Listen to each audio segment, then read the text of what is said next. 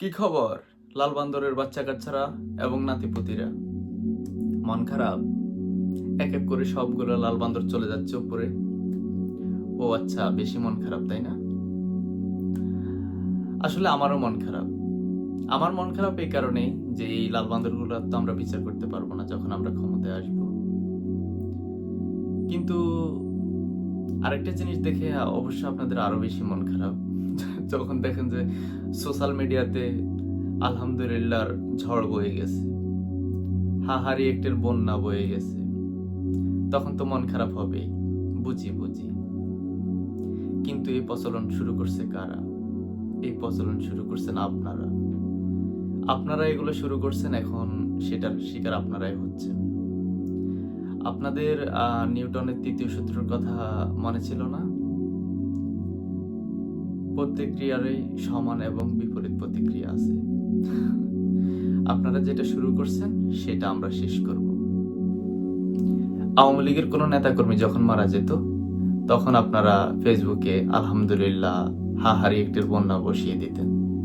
আমরা তখন নিষেধ করতাম, আমাদের কথা তখন আপনারা শুনতেন না। আপনারা ভুলেই গেছেন যে না, সব সময় একরকম যাবে না। আপনারা আমাদেরকে সেগুলো দেখিয়েছেন। আপনারা আমাদেরকে দেখিয়েছেন 15 আগস্টে যে বঙ্গবন্ধুকে নির্মমভাবে হত্যা করলো, সেই 15 আগস্টে আপনারা ডিজে পার্টি করেছেন, আপনারা করেছেন লুঙ্গি ডান্স। আপনাদের কি সেগুলো মনে নেই? আপনারা বারবার বলছেন যে আওয়ামী লীগের কোনো নেতা কর্মীদেরকে কবর দিতে দেওয়া হবে না। আপনারা কি সেদিনটি ভুলে গেছেন যখন অগ্নিকন্যা মতিয়া চৌধুরী মৃত্যুবরণ করেন? ওনার জানাজায় অংশগ্রহণ করার মতো কাউকে সুযোগ দেননি, ওনার ঠিক মতো কবর দিতে দেননি। সেগুলো কি ভুলে গেছেন? আমরা তো ভুলিনি। আপনারা বারবার বলছেন আওয়ামী লীগের কেউ মারা গেলে